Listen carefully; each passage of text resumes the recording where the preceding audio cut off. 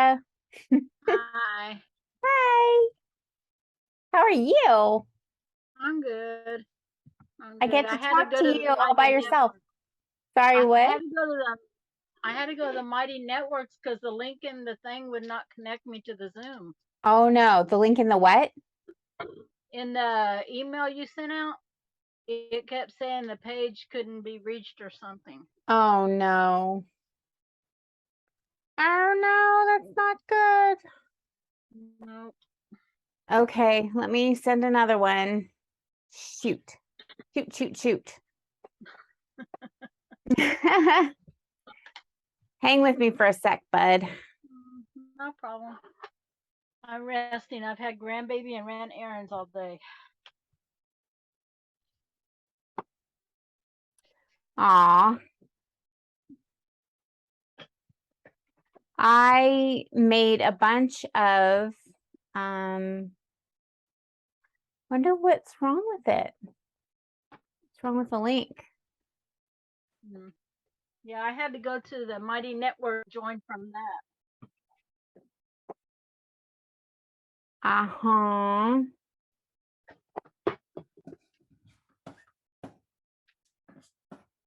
Hello. Hi, Shelly. Hey, how are Hi. you? Well, Sandra just told me that the link is not working from the other email, so I'm gonna have to send out a new link, I guess. That's weird. I got in because I copied the meeting ID and passcode from the link that wasn't working. That's weird. It's the same one that I always use. I don't know why it's not working.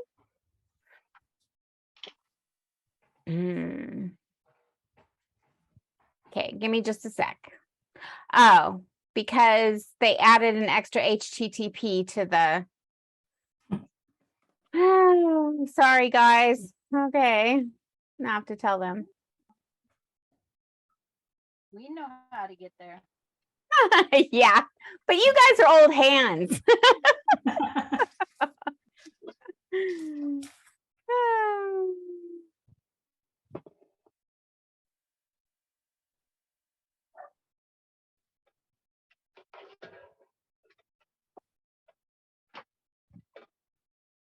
I'm glad somebody could come on. I was like, well, maybe nobody's coming.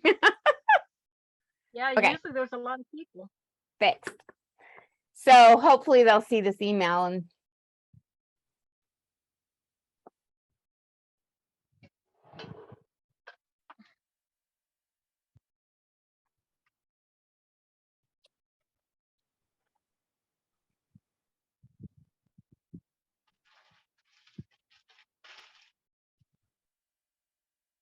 okay, well, somebody will be here, maybe. Even if it's just us. Julie, has Chelsea sent the emails out yet? No, it's taking them longer to do it Okay, I than didn't they miss it then. expected. So Wednesday, but sometime between Wednesday and Friday, they should have it fixed Okay. up. I didn't know if it got lost. Nope, I promise y'all will know. I'll send multiple emails. And I think we're gonna send out a hard copy postcard too, because a lot of people don't get their emails. So Okay. y'all will know for sure.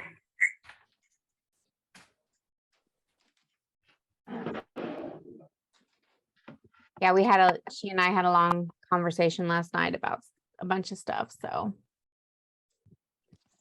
and hometown, have you guys seen any of the previews yet for hometown? I just posted the first one on my Instagram just about 5 minutes ago. Oh, you're kidding me. Oh, I didn't see it yet. It is, well, you guys have all been on the phone calls when I've showed you pictures anyway, so.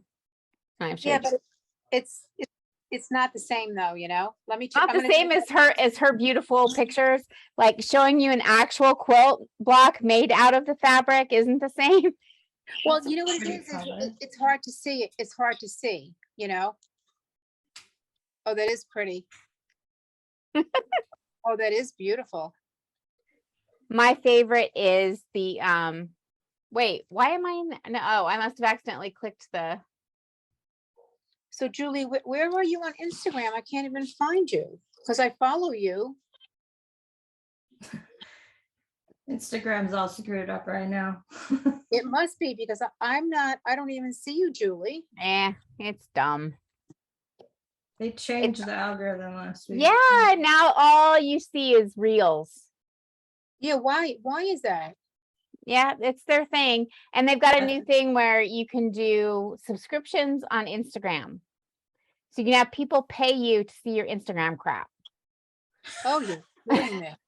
You want to see my Instagram crap for money? I don't think so. But hold it now. Hold it up really, really good, Julie. I'm sorry. Oh, that's beautiful. The blue is Liberty, but the rest is Tilda. Oh, I like the greens. Aren't the greens pretty? I know, I love them. Yeah, and I'm not a green fan either, but that's absolutely beautiful. Really, you're not? Green's my fave. Emerald Oh. green, my favorite color. Oh, beautiful. Purple. And so this one right here, this one is called My Neighborhood. And that's the basic. I like the purple. The And blue's nice Print too. right here is so pretty. It's like a vine with a pretty flower. The flower reminds me of a Sweet William. You know, Sweet William flowers, the little wildflowers. Yeah. This is a tree. It's a tree pattern. And believe it or not, it's actually, it can go either direction. It can be this way or this way. So it's hard to Oh, see, but weird. anyway. And then here's the rust. And I'm not a rust fan, but I like this one. It's Oh, more that's red nice. than rust, I think. It's like a, yeah.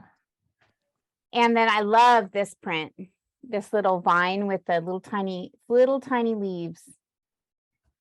Nice. And so the main print is this girl. Like that. Let me see. It's a bunch of girls. Hold on. I'll get a bigger picture since it's just us. Get a bigger piece so you can see the whole thing. Gotta find one in here. So I only used little pieces of the girls to put in the doorways of the houses. Here's the green one.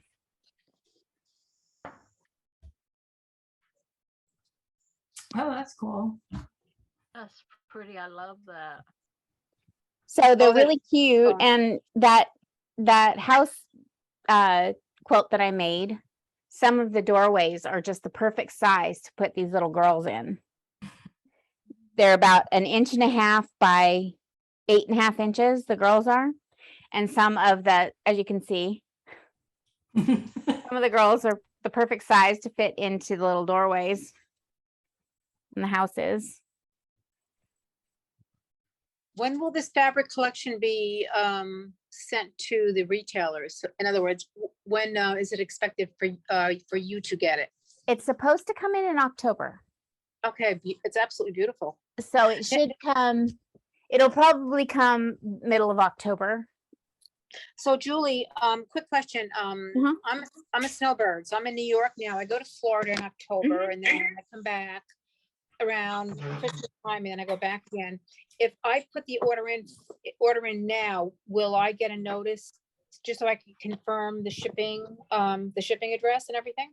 Well, it's going to go through Chelsea. Right. You'll have to let her know if your address changes when it comes. So it Right. should be in, like I said, the middle of October. So if you think you're going to be back in, if you think you're probably going to be in Florida by the time it comes in and she gets it shipped and stuff. So, Okay, good enough. All right, I wasn't sure. but you'll have to let her know about all that. So, And is she easy to reach?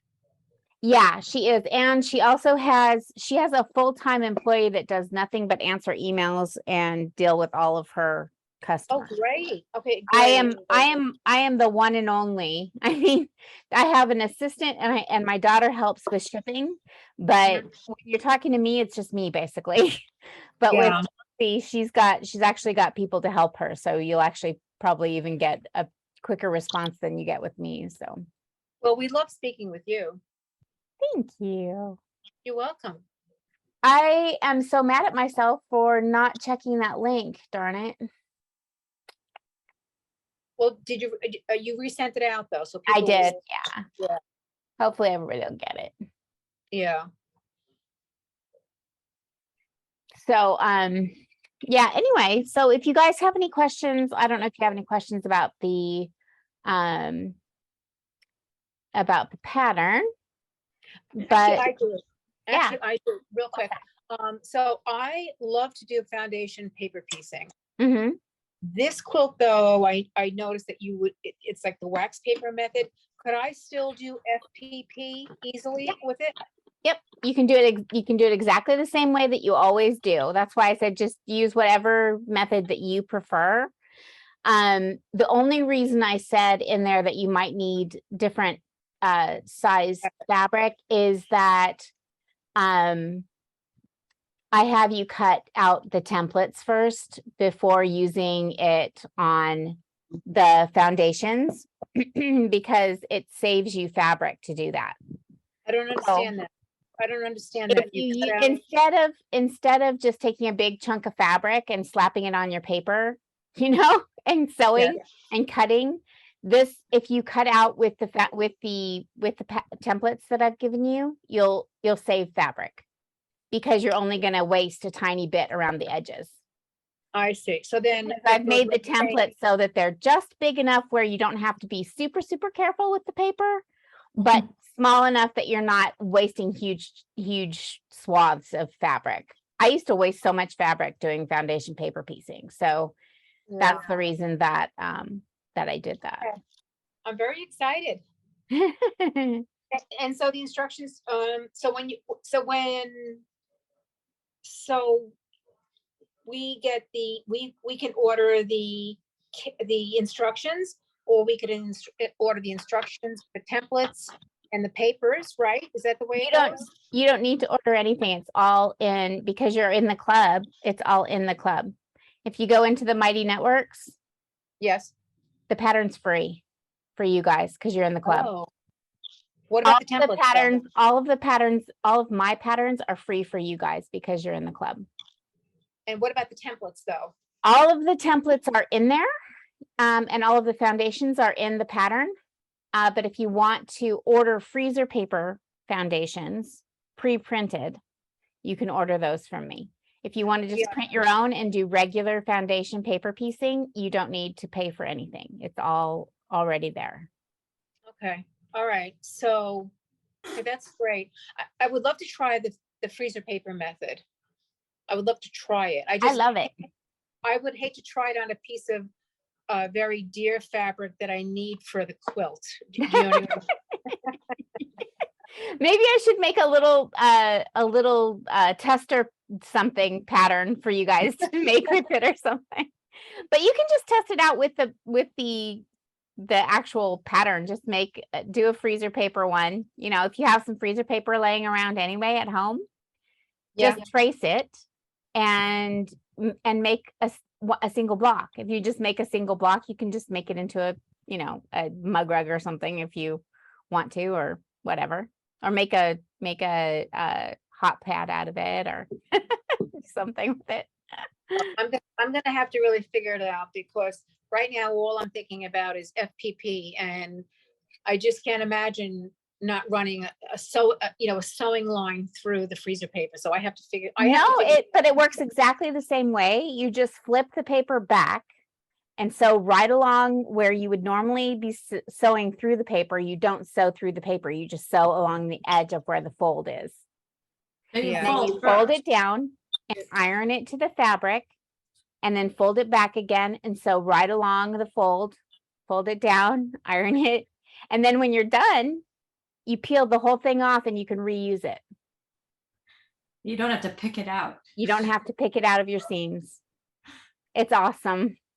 So the question then becomes is, so when you start sewing your pieces together, Mhm, normally you're sewing along that little line that's on the foundation piece, mhm. right? You take off if you don't want to ruin your freezer paper foundation, you can still use it like regular paper if you want to at that point, if you want to go ahead and sew it together. But I peel it off beforehand so that I can reuse the paper. And then I just piece it together. Like if there's Yeah. two parts to the star, right? They're kind of Right. sideways like this. And Right. if you decide to go ahead and sew those together with the paper on, you can do that and then just peel it off like you normally would with a regular foundation. But if you don't want to ruin your foundation, you can just peel off the freezer paper first, put those two together, line up your point in the center, and then sew your 1/4 inch. Gotcha. Yeah. Just like you were sewing a regular quilt block. Okay. Which is how I made this, and it came out perfect. It's really very beautiful. And the points are perfect. Well, So let me tell you guys, this was my original idea. I was going to have templates made for you guys. And this works great. And actually this one is for the alternate block. And the alternate block with the templates, the points come out perfect every time. I never had a single problem with them. But when I did the center of the star block, the point I had to rip it out like 3 times to get the point perfect. I could not get that point to line up until I did it foundation paper pieced. And then it came out perfect every time. So that's the reason I decided to do foundation piecing for the center. yeah. Because otherwise it's just a kaleidoscope block, so you can it's just a kaleidoscope block. The center of the block is, but well, kind of. Mine's not quite a 60-degree angle, so it wouldn't come out perfect if you actually just used a kaleidoscope, but it's not anyway.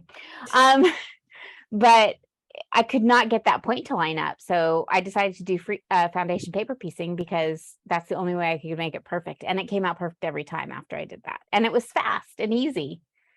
And I hate foundation paper piecing. Like that is my ultimate, like I told everybody, don't you ever give me foundation paper piecing in a B block. I will quit so fast. Really? Because I screw it up every single time until I learned this method. I have to tell you, for me, it's the only way I can get consistent, perfect points. Yeah. For me. I'm not. That's why I did it for this, because I wanted perfect points on the stars. And I was like, the only way to do it is foundation paper piecing. So that's why I did it. And it's probably been about a year since I started liking foundation paper piecing. And if I hadn't learned that, this quilt never would have gotten made. Really? Wow. Yeah. If I hadn't learned the method that I use now, and it's not the freezer paper part of the method that I'm talking about. It's the learning how to do the diagonals and points without doing them backwards, because my brain doesn't think backwards. So it was learning how to do the diagonals properly that got me to like foundation paper piecing. And so I teach that in the second video that I did for the quilt along. I'm teaching that method. And if I hadn't learned that, I would never have done this quilt at all. Hi, Tina. Hi. So, do you have any questions, Tina? We're here I'm just answering questions and stuff for you guys. So So the picking out of fabric, is that at the next class? I put a little bit of it in the video that I sent out with the email. Okay. And I feel bad that I've got the wrong link in that email, darn it. But if you want to talk about picking out fabric, so basically what I did, like if you have do I have any collection things over here? Oh, let me pick up a fabric collection over here, a fat quarter bundle or half yard bundle, and then I can show you what I'm talking.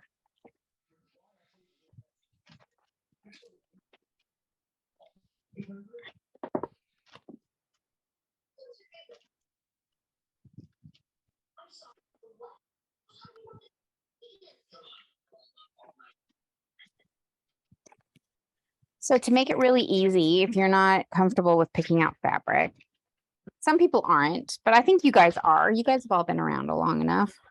I know y'all well enough. You guys are probably pretty comfortable picking out your own fabrics. I'm not so much. No, not really. Not really. I mean, I generally do fabric collections and this and that, but maybe I don't have the confidence to it. So I would love to hear the easy way to do it. Okay, great. So I actually did a video on Facebook, the most watched video I've ever done, about picking out fabric. And so I can give you kind of a little bit of my theory of picking out fabric for quilts. And what I would do normally, let me see, do I have a quilt? Shoot, I wish I had the pattern sitting here. I only printed a million of them today, but I'll show you with this quilt, it's easier.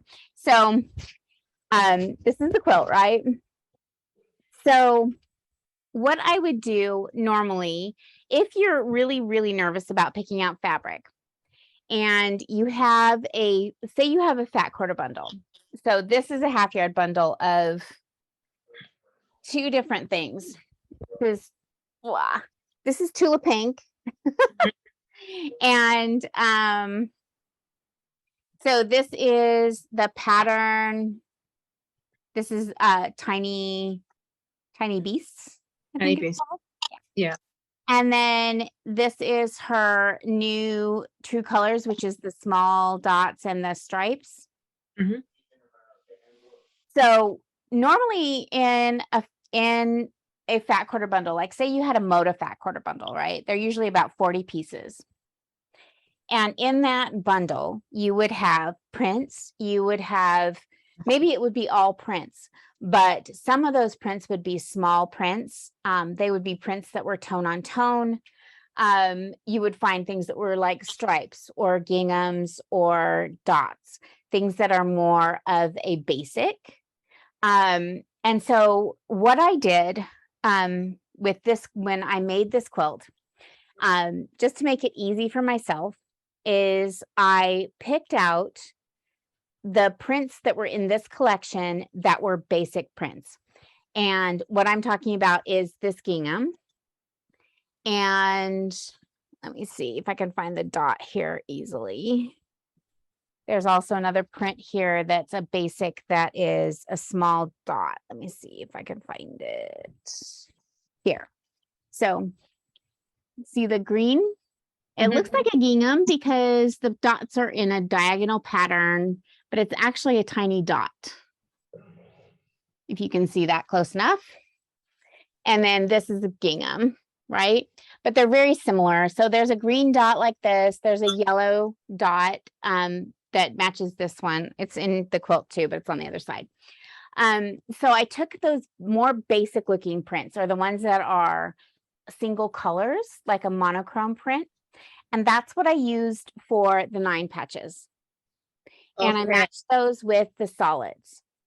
So that makes it really easy. If you look at it kind of like a recipe. So sometimes I'll look at a quilt and I'll say, okay, this is where they put all the big prints. And this is where they put all the small prints. And here's where the solids are. And there, right there is a bright pop of color. So in this one, there was not a single purple in the entire collection, this fabric collection, right? But I said, hey, I think I'll put a little purple in there. And the reason I did that is because this is a very 30s color. There's a lot of purple in 30s fabrics. And I wanted this to have kind of a 30s flair to it because the original vintage quilt that I based this quilt on was from the 30s. And it had a lot of the 30s feed sack fabrics in it. And so I wanted this to have some of that, some of the similar colors in it. So it has this rosy pink color, which is a very 30s fabric. It has this apple green, which is a very 30s color, and that purple, but there was no purple in the whole collection. So I used the purple just as like a spark. There's just a little tiny bit of purple. There's like 1 or 2 9 patches with purple in them. And that's all there is in the whole quilt of the purple. So what I'll do sometimes is look at a pattern that the designer has made. And obviously I will have been attracted to that pattern for some reason. And if it's a pattern that I really love, then I'll look at that pattern and I'll say, what is it about this pattern that I really like? And I'll say, oh, I like it because it has this color in it, or I like it because it has that spark in it, or I see a little, this there. So I'll try to take fabrics that I love and match them to the design of that quilt. So with this quilt, because I really fell in love with that vintage quilt, I wanted it to be really similar in style, if not color, because the original one had brown and red and orange, colors that I don't normally gravitate toward. But what I loved about it was that it had such a 30s, 40s feel to it. And I really loved, of course, the design, the stars and the 9 patches. And so I said, okay, I want it to have sort of a 30s vibe to it. And so I picked the solids that had those colors. And then I just kind of try to match up. If I'm looking at a pattern, I try to match up kind of, okay, well, I like it because it's got a spark here, here, and here. So that's where I would put that purple. That's that spark, right? So that's how I pick fabrics when I'm generally looking at a quilt. But for this quilt specifically, as I was saying, the 9 patches are where I put the basics. So this has, I matched the purple with the gray gingham. I think you can see that close enough there. It's a light gray. And then I just picked out the big florals for the stars. And so the basics from that collection were the ginghams and the small dots. And then the main focal fabrics were the florals. And so if you had a collection of fabrics, say you have a stack of fabrics, say it's Tilda, right? And you could take the large prints, the main focal prints, and use those for the stars. And then you take the smaller prints, the tone on tone prints, and use those for your 9 patches. It just makes it easy. It's kind of like looking at it and saying, this is the recipe for this quilt. You use the basics for the 9 patches, and you use the focal prints for the stars. Makes it super easy for you, right? And then you can just take those solids, or with Tilda, if it was Tilda, you could use the chambrays or whatever for your solids and your contrast for your stars. So Thank you. Easy, right? Yes, that was actually very helpful. It's a way of approaching it. It's an approach. Yeah. Yes, thank you. And I think it makes it easy. It's easy to explain to, and you've been quilting for a long time, so I'm not saying you're a beginner, but it's the easy way to explain it to beginners is to say, hey, look at the pattern, and what was it about that pattern that you really liked? And say, hey, well, you can do that with any fabric collection. Just pick something that you love and match it to that pattern. And so what I'm doing, I'm going to make my new version out of the Tula Pink. This is actually from Chelsea's shop, but so I'm going to take my Tula Pink, and this is one of the main fabrics, so I'm going to use this for the stars. And instead of using solids, I'm going to use the stripes and the dots as my contrast. So the stripes are going to be my solids, what I used for solids in this one. And the dots are going to be what the ginghams were in the original quilt. So I'll take the dots, and those will be my 9 patches. And then the stripes can go with the dots, and the stripes can also go with the print pattern. And that way it'll match, and it makes it easy for me to decide what to use in each of the places on the quilt. So Julie, when you're using stripes with this foundation method, how do you make sure the stripes don't go wonky on you? I don't care. And I say that in the video too. I don't care that the stripes are going to go all crazy, but if you care, don't use stripes. Okay, yeah. Because if that's going to bother you, then don't use them for sure. Okay. Hold on. I was going to show you, because I've already made the centers of a couple of these blocks, but let me see if I can find them. Thought I already had them with the fabric. Let's see.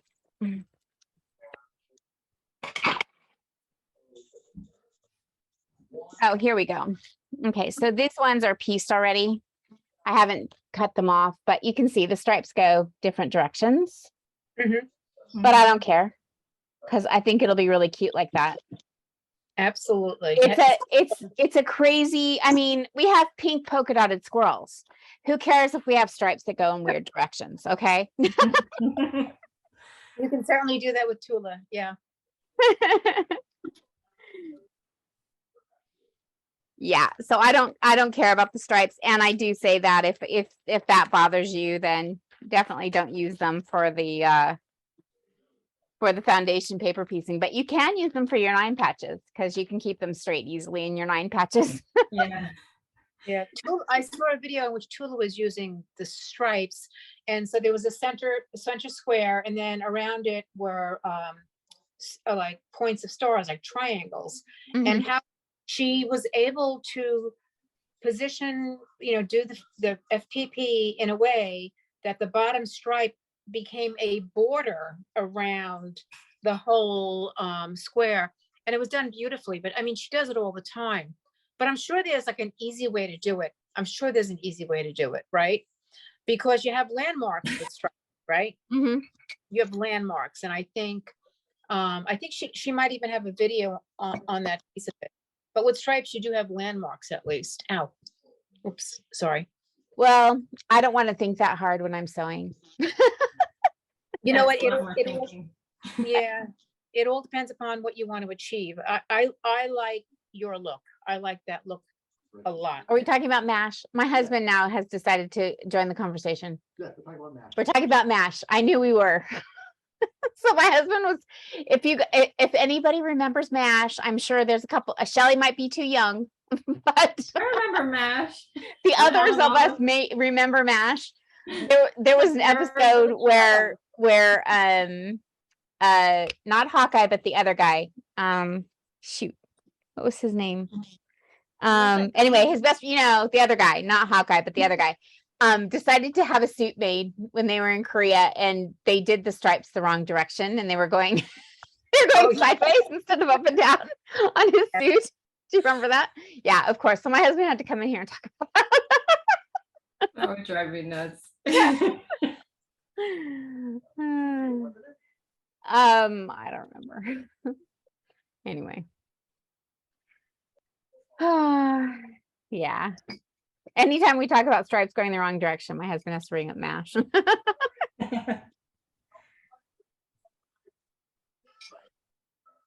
I did an FPP quilt. It was a beach scene, and it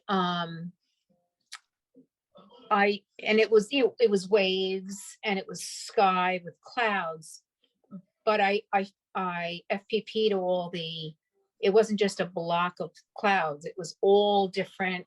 And what I did was I used different fabrics that had clouds on it. So the blues were all a little bit different, and the clouds were a little bit different, and they were a little bit wonky, but it really looked nice. I mean, yeah, that sounds fun.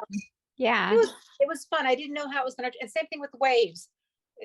All the waves were a little bit of a different look, a little bit of a different color, but it all went together, and it looked I think it looked better than if I did matchy, Anyway. So this was a quilt that was not an FPP pattern, and you made an FPP pattern out of it. The original quilt, I can't tell, but it definitely, I can definitely tell that she sewed it by machine with Y seams because nothing matches. But you know, it was made in the 40s. It was made in the 40s, and a lot of the fabric is missing out of it. There's holes in the fabric. People had a fit when I said I wanted to make it a cutter quilt. Really? I showed a picture of it on Instagram, and I was like, I think I'm gonna cut it up and make it into a jacket. Everybody was freaking out. Don't do that. How dare you? I'm like, oh my gosh. Can you see this quilt? You can't. I mean, there's holes in it. What else am I gonna do with it? Oh, isn't that? Oh, they wanted you I to was like, keep- I'm gonna make a pattern and I'm going to, you know, like, but yeah, people just is- had it. It was funny. I was like, I'll do whatever I want with it, you guys. And normally I would have normally if I caused a storm like that, like sometimes, you know, sometimes you say things you don't even realize this is one of those times. You don't even realize how controversial it's gonna be, right? And I must have had 80 people comment about how terrible it was that I was gonna cut this quilt up. Really? And I'm like, how come you guys never comment on anything else? You only want to comment when you want to tell me how terrible I am. Oh, that's awful. Oh, jeez. No, it wasn't that bad, but it was just funny. And I was just like, you know, and normally I would have just deleted it because I didn't want to hear it. But I was like, you know what? I'm leaving it there because I could do whatever I want with this quilt that I bought. Yeah, you're giving it new life. Yep. But I have decided since I used it as inspiration to make this quilt that I'm probably going to hang it up as just an art thing in our new house. Whenever we move, it'll probably be a wall hanging. Oh, nice. It's a pretty big quilt. It's probably 60 inches, but it'll be really cute. And I think I'll either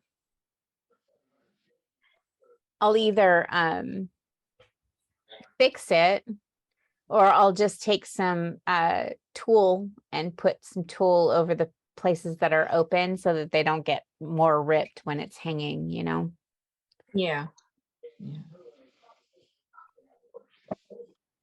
So I'll either replace the fabric in it or do that. It's really funny. Some of the pieces, the fabric is cotton, but it had like stitching, like either rayon or nylon stitching on it. Like one of them has flowers. And there's no fabric where the flower is because it's like stitching. But the rest of it was cotton. So the cotton's all there, but there's holes where the flowers are. So you can see through the flowers. It's really funny. Yeah, it's really interesting how fabric wears, you know? Is that posted on your Instagram, that quilt? The quilt? Yeah, it is, but it's a ways back. Hold on a second. I'll get it and show it to you. You want to see it? I would love to see it. Yeah, Yes, hold I on would just a love- sec. It's in the other room, so it'll take me just a sec to get it. Hold on. Thank you.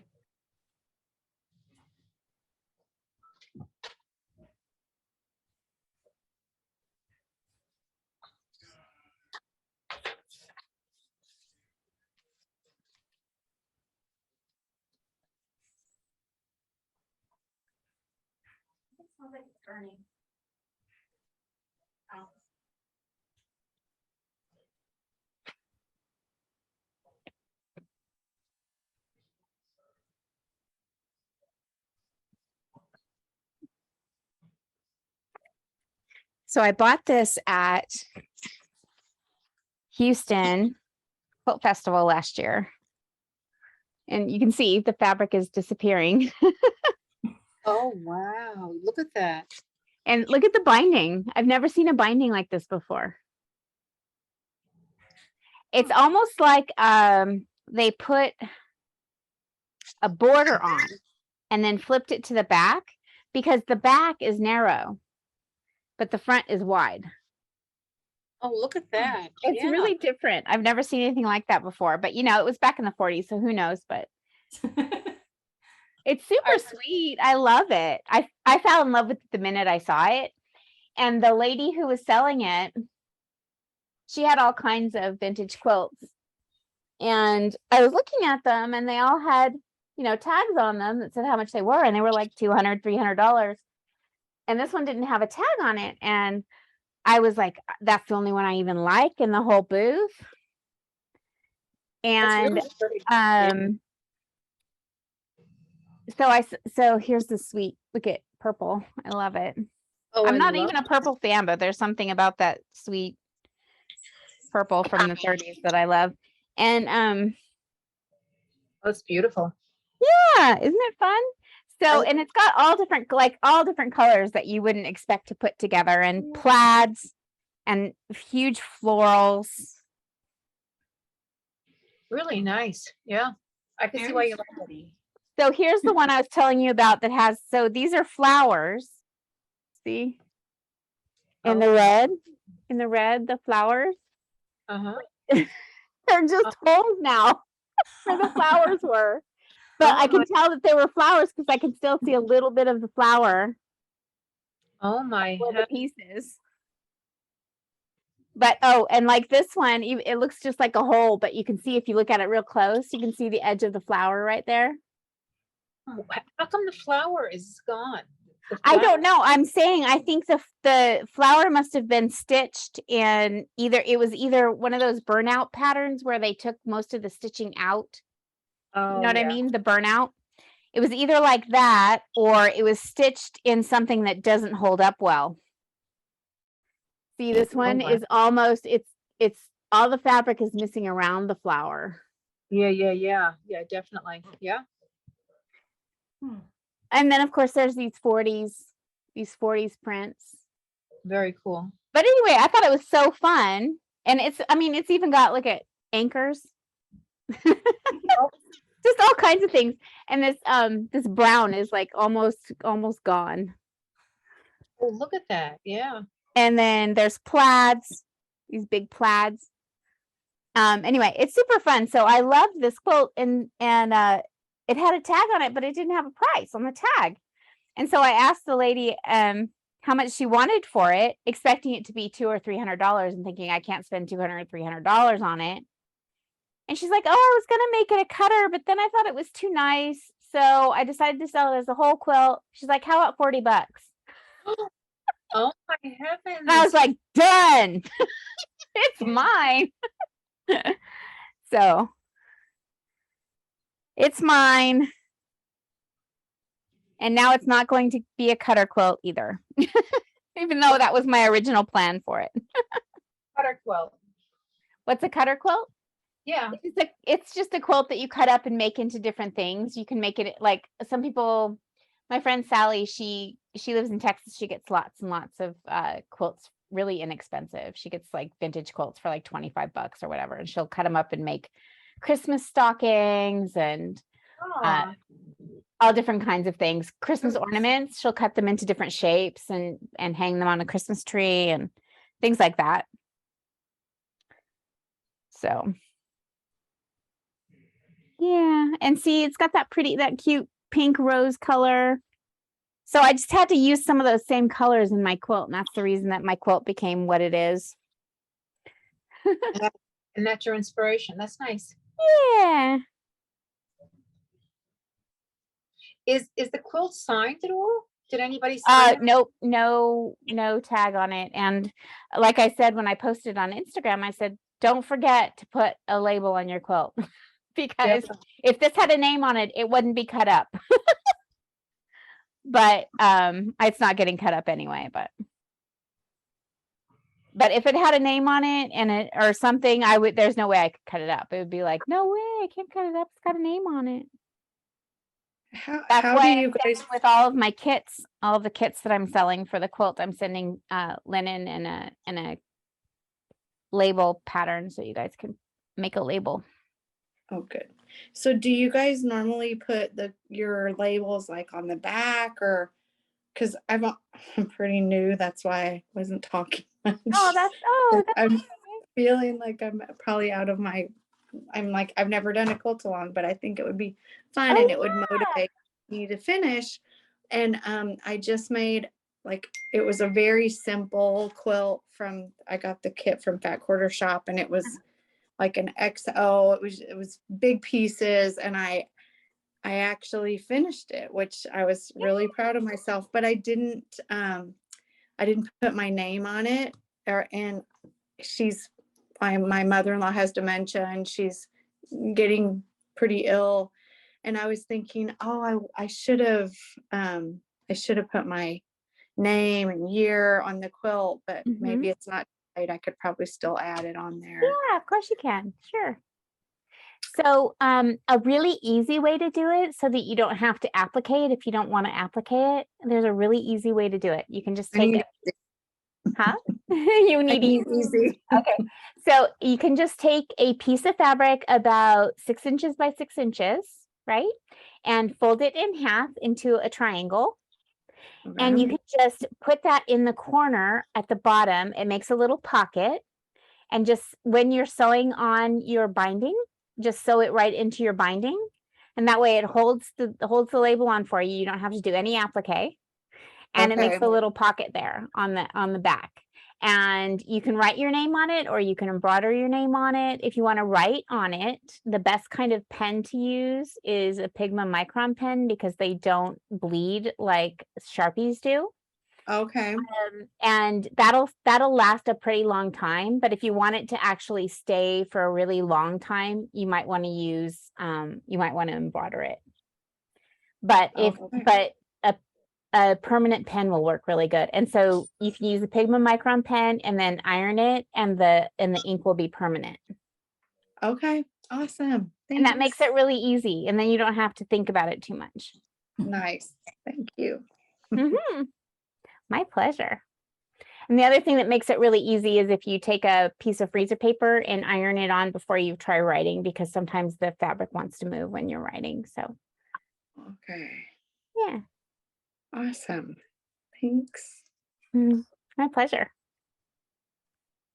Okay, ladies. Well, if you don't have any other questions, and we'll be doing this again. So if questions do come up, just let me know, or you can email me. If you just hit the reply on any of the emails, it comes straight to me and I'll email you back. Where are you having us post pictures as we go?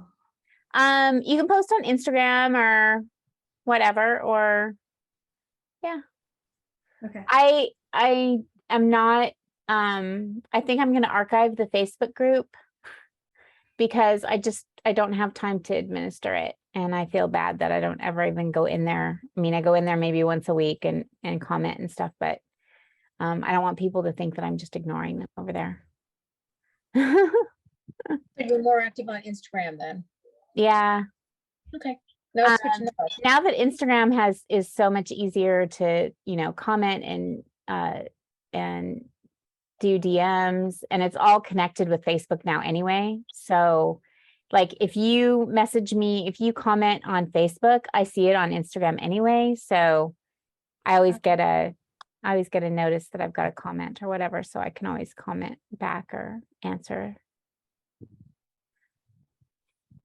Sounds good. So you can post, you can either post, if you're in the club, you can post in the Mighty Networks, you can post pictures, or you can just post on Instagram and use the hashtags.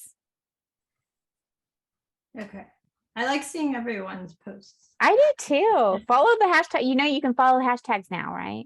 Yeah. No. How do you do Yeah, that? that's a new thing. So on Instagram, if you go in and you go to the hashtag for the quilt along, you can click follow at the top click on the hashtag, and at the top it'll say follow, and you can follow it, and you'll get it in your feed when somebody posts something to that hashtag. Oh, good to know. Thank you. Yeah. Also, you can add who you're following to your favorites. When you go down where it says follow and click on that, it'll say where you can add it and make it your favorites. Oh, cool. And also, if you want to see like everything that somebody is posting, if you go to those 3 dots, like if you are looking at one of their pictures, and you go to the 3 dots at the top, you can click a little thing that says, that's add to favorites. It's the same thing. Sandra, it used to be you could put notify on there, but it's add to favorites now. So if you put notify on, it would let you know, it would like give you a message that they had posted something new, but now it's favorites.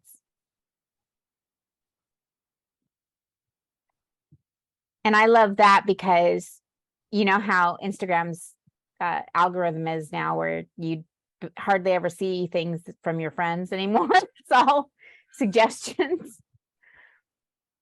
So the add to favorites, make sure that you see this stuff. So you have to add it to favorites to be able to find it. You don't have to, but if you don't want to have to go look specifically for something, if you want to make sure that it always shows up in your feed, if you click add to favorites, it'll work. It'll work Okay. better. Yeah. That makes sense. Yeah, it's funny because I do follow people, but I notice that things are not coming up and coming on my feed. And I was wondering, what had happened. Yeah, it's because they've got a new algorithm. Okay. And so, yeah. You can go to the top. If you go to the top on Instagram, and there's a little arrow where it says Instagram, there's a little arrow going down. If you click that little arrow, so I'll try to show you, but it's hard because it's hard to do it without it. Okay, there. So right here where it says Instagram, there's a little arrow next to it. And if you click the little arrow, which you probably can't see, but there's a little thing that says following and favorites. And if you click on following, it only gives you the people you're following in your feed. But you have to do it every time. It doesn't remember it. So Okay. each time you go on there, if you do that, then you'll see everybody you're following. And then if you click the little down arrow and you click favorites, it'll show you all your favorites. Well, I don't have any on there, but there you go. Thank you. Yeah. And you get an Instagram lesson. Okay, well, if you guys don't have any other questions, I guess we'll go since it's about dinner time here. Thanks, Julie.